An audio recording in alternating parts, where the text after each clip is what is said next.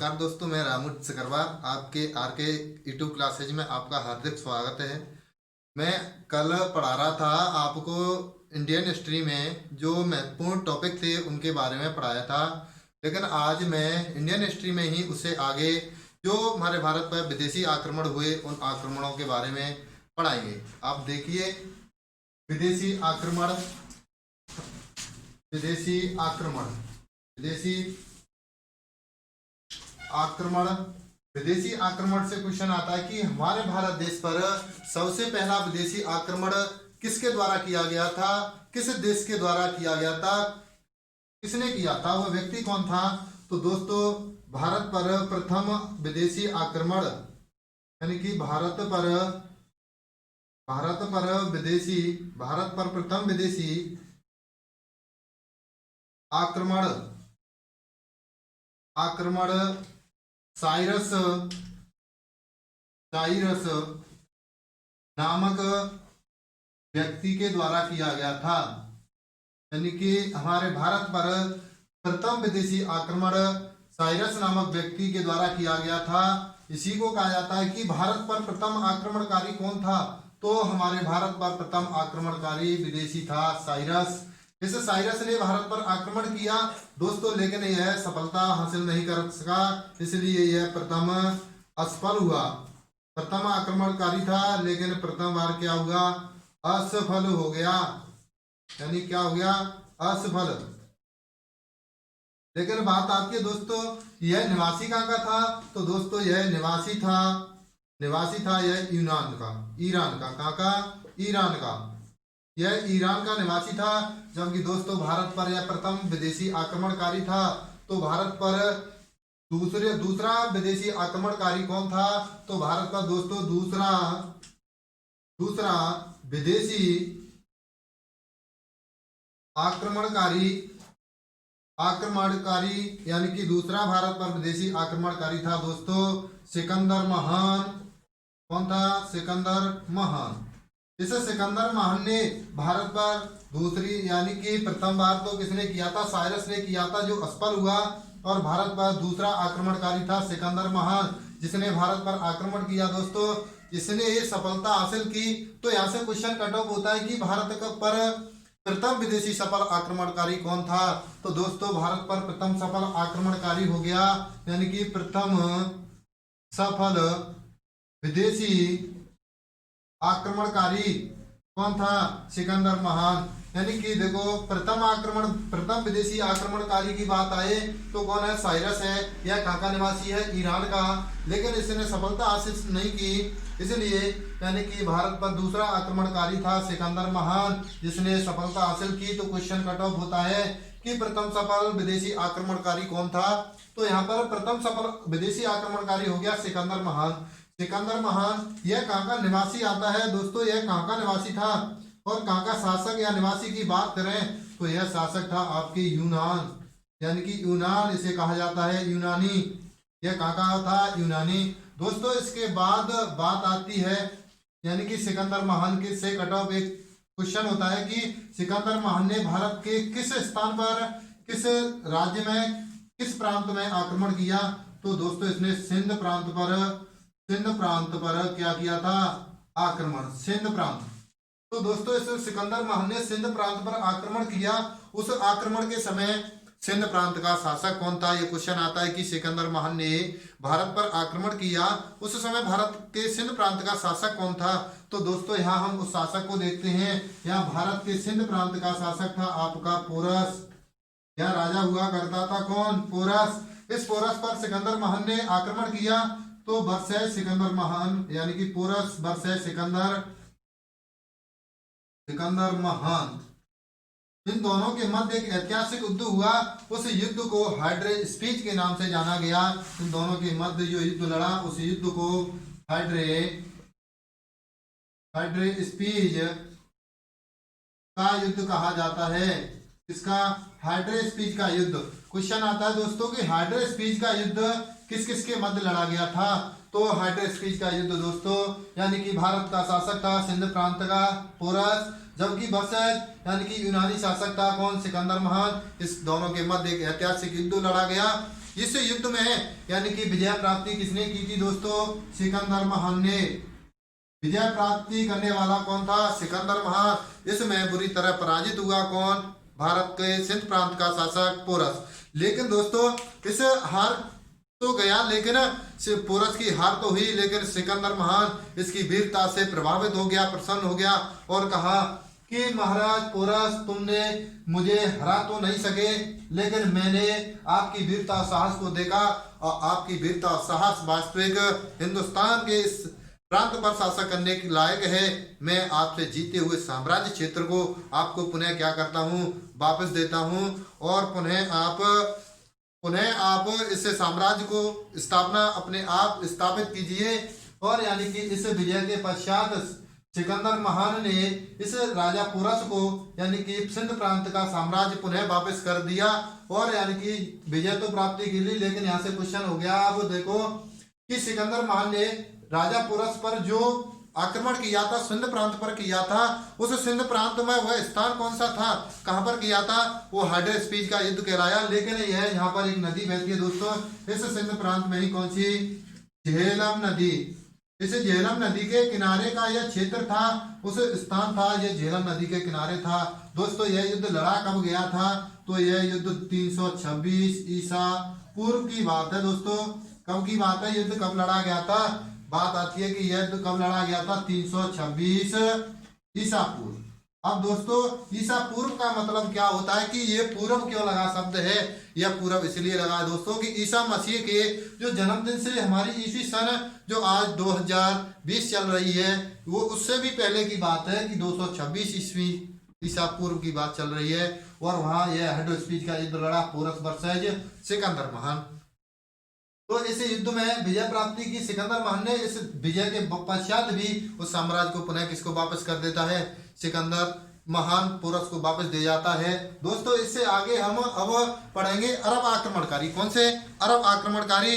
और अरब आक्रमणकारी पहला होता है, वहीं से चालू होता है हमारे भारत का मध्यकालीन का इतिहास। तो दोस्तों अब हम पढ़ रहे हैं मध्यकालीन इतिहास का, भारत का मध्यकालीन इतिहास।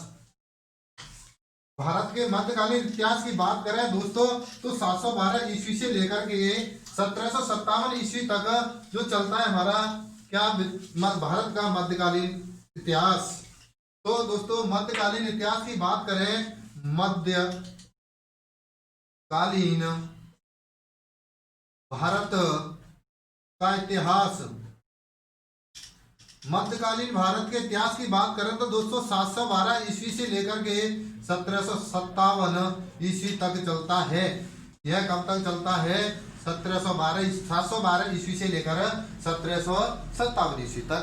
तो दोस्तों 712 ईस्वी की बात करें हम, लेकिन 712 ईस्वी से पहले हम 711 ईस्वी की बात करते हैं दोस्तों। 711 ईस्वी 711 ईस्वी से बात करें तो दोस्तों यहाँ पर देखो एक नक्शे के तौर पर, ये तो हमारा भारत है, इधर हमारा एक पड़ोसी देश है, कौन सा? श्रीलंका।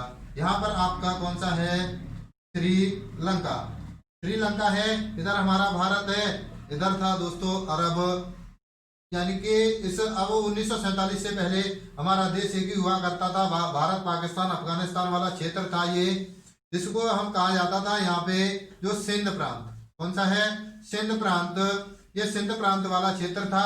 इससे अरब आक्रमणकारी यहाँ होके आते थे। लेकिन दोस्तों यहाँ अरब आक्रमणकारी जो अरब में शासक या खलीफा की बात करें तो 712 ईस्वी के समय था बाजिद अली। कौन था? बाजिद अली। बाजिद अली का एक सेनापति हुआ था मोहम्मद बिन कासिम। तो दोस्तों हम इससे पहले बात करें बाजिद अली, यानी कि श्रीलंका से जो गिफ्ट एक बार जा रही थी, यहाँ के श्रीलंका के शासक ने जो बाजिद अली के लिए जो ये गिफ्ट भेजी थी, उस गिफ्ट को ऐसे जा रही थी यहाँ होके, ये था भारत का सिंध प्रांत। इस सिंध प्रांत में एक स्थान था देवल, यानी कि देवल नामक स्थान था, देवल नामक स्थान था दोस्तों।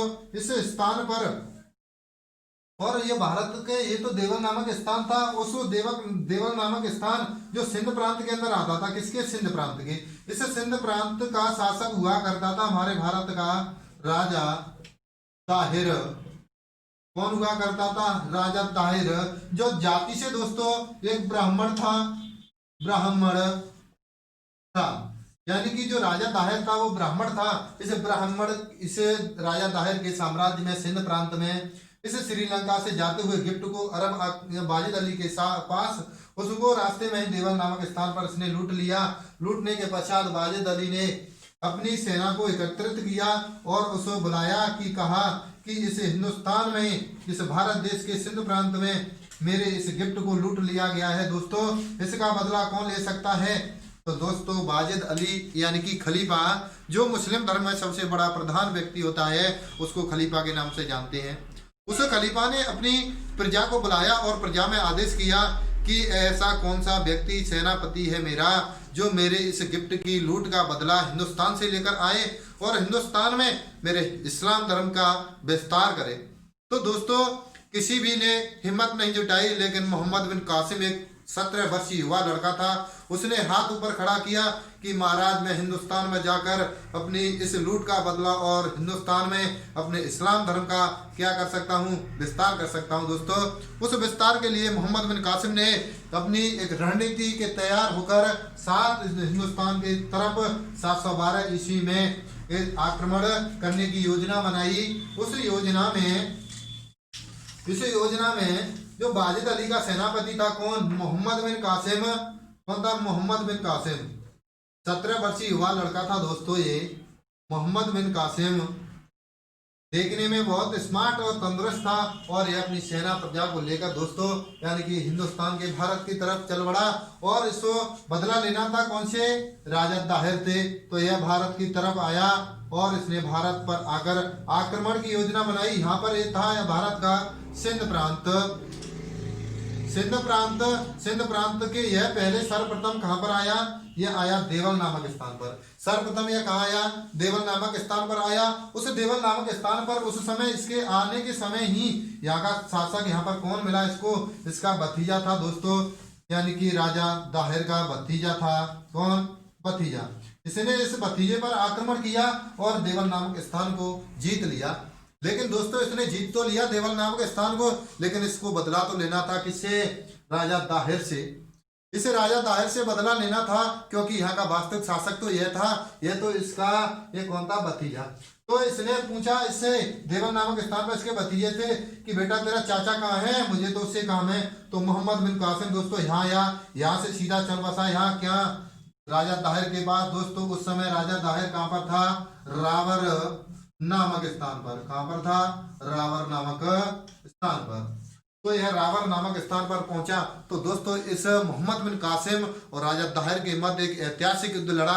उस युद्ध की हम डेट पूछ ली जाती है क्वेश्चन में, तो उस डेट के बारे में हम पढ़ेंगे। वो डेट कौन सी है? ये क्वेश्चन आता है कि राजा दाहिर वर्सेस मोहम्मद बिन कासिम के मध्य हिंदुस्तान का एक ऐतिहासिक युद्ध, मध्यकालीन भारत का वो युद्ध लड़ा कब गया था, उस डेट पूछी जाती है क्वेश्चन आजकल पेपर में। तो दोस्तों यह 20 जून 712 ईस्वी को यह युद्ध लड़ा गया था। कहाँ का? रावर का। यह ऐतिहासिक युद्ध था दोस्तों। तो दोस्तों देखो मैं अभी रावर का युद्ध बताता हूँ। रावर का युद्ध लड़ा गया था आपका राजा दाहिर वर्सेज मोहम्मद बिन कासिम। तो दोस्तों यानी कि मोहम्मद बिन कासिम वर्सेज यानी कि राजा दाहिर। कौन? राजा दाहिर। इस दोनों के मध्य कौन सा युद्ध लड़ा गया था दोस्तों? रावर का युद्ध। जो रावर का युद्ध था जो कब लड़ा गया था दोस्तों? 20 जून 1712 ईस्वी को। कब? 20 जून 1217 ईस्वी को। दोस्तों मोहम्मद बिन कासिम ने राजा दाहिर को पराजित किया। तो विजय प्राप्ति कौन से की? राजा मोहम्मद बिन कासिम ने। इसने विजय प्राप्ति कर ली दोस्तों, लेकिन इस युद्ध में बेचारा राजा दाहिर ब्राह्मण था, वह मारा गया। यानी कि वीर गति को प्राप्त कर ली इसने क्या की? वीर गति को प्राप्त किया दोस्तों। अब मोहम्मद बिन कासिम के इस आक्रमण की जानकारी हमें कहाँ से मिलती है दोस्तों? तो इसकी हमें जानकारी एक पुस्तक हुआ करती थी, उस पुस्तक का नाम था इसके आक्रमण की जानकारी।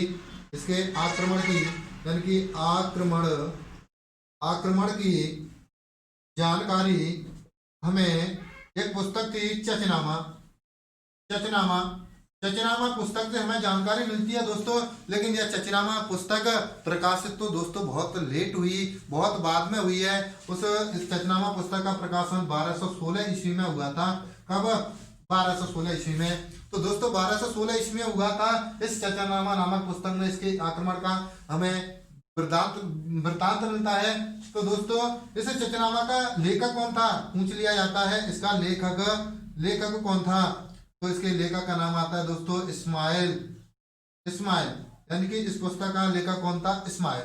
दोस्तों यह मोहम्मद बिन कासिम यानी कि अरब थे, जो अरब आक्रमणकारी थे। ये अरब, तो ये अरब आक्रमणकारी थे।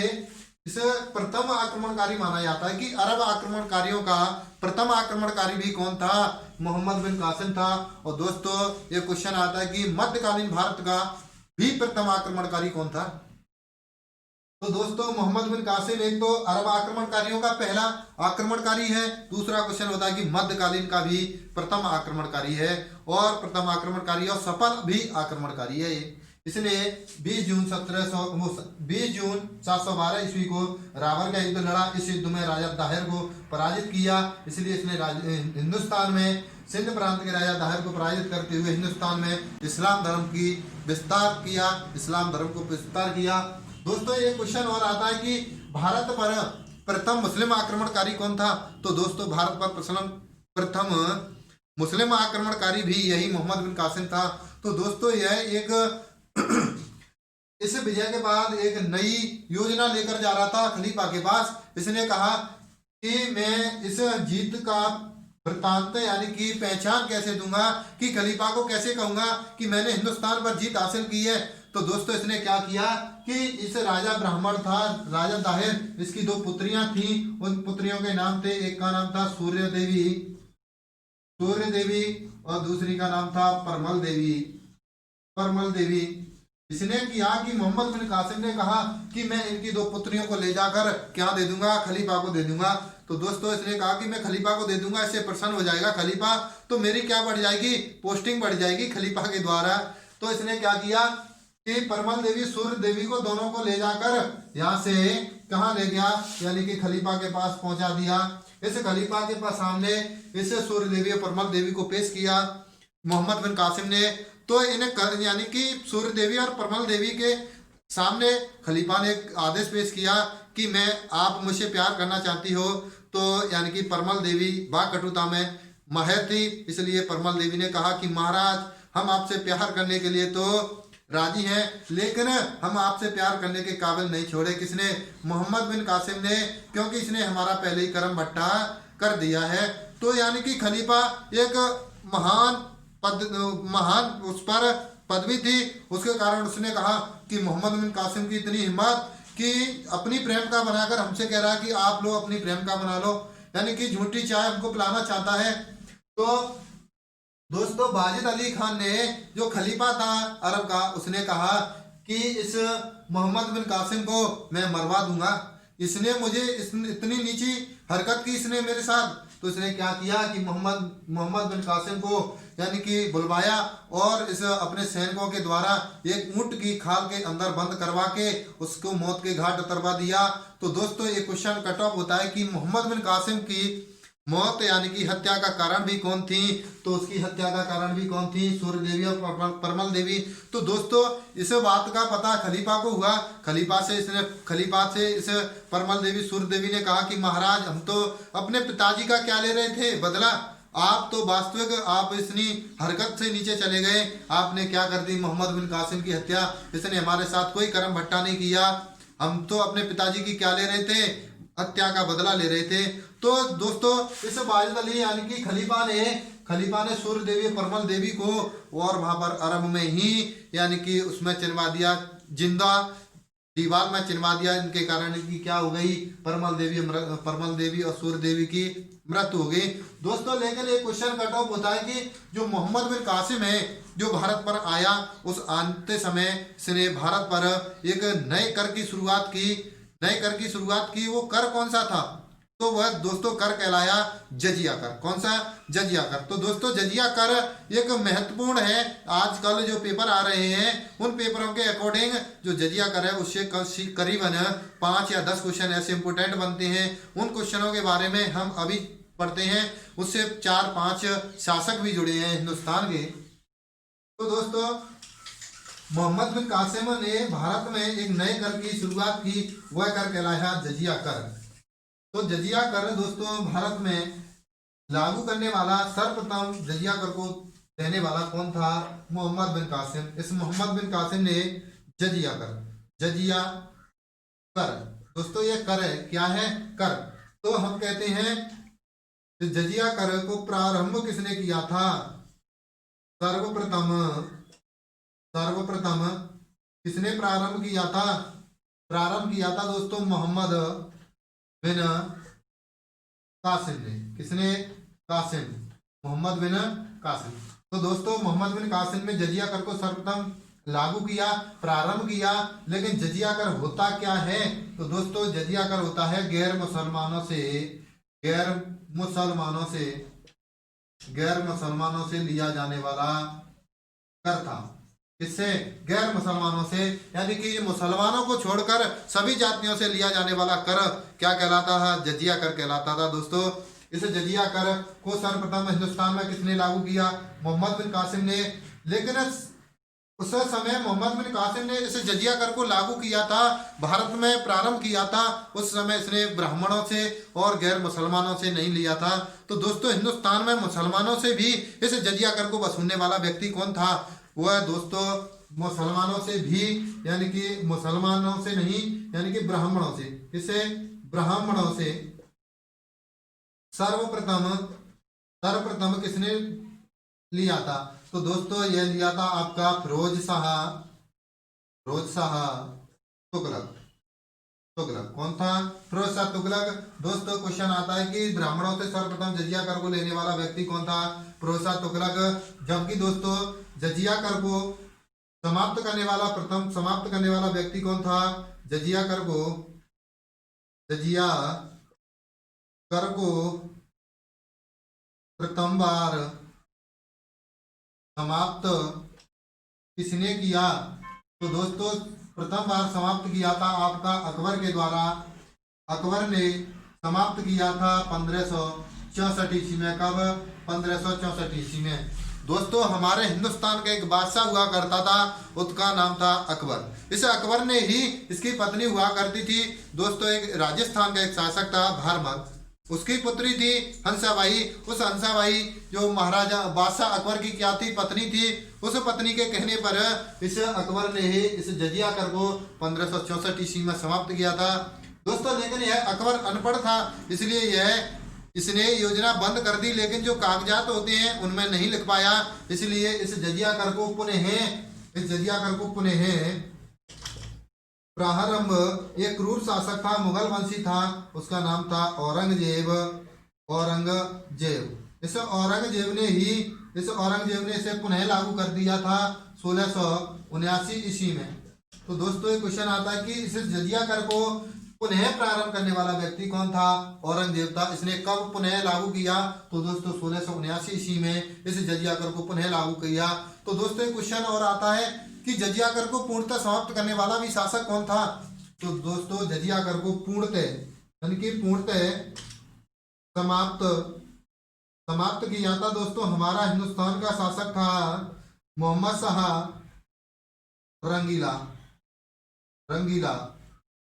हिंदुस्तान का बादशाह था, मुगल वंशी था, कौन था?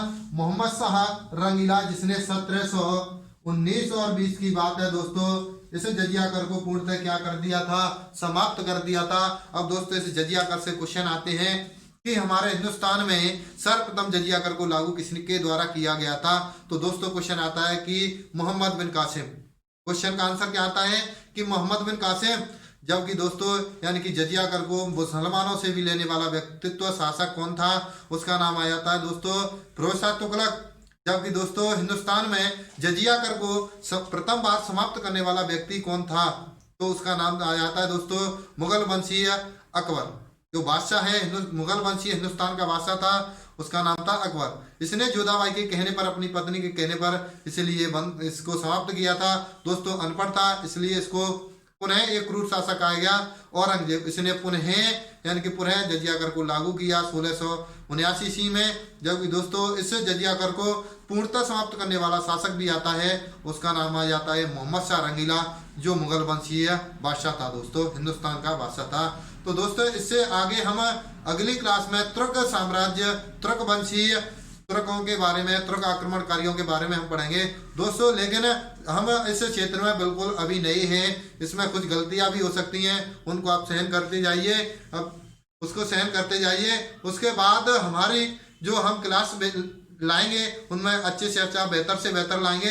और दोस्तों इस क्लास को, इस वीडियो को हमारी को लाइक कीजिए और शेयर कीजिए, अधिक से अधिक लोगों को इस वीडियो को शेयर कीजिए और हमारे चैनल को सब्सक्राइब कीजिए। सभी को राधे राधे।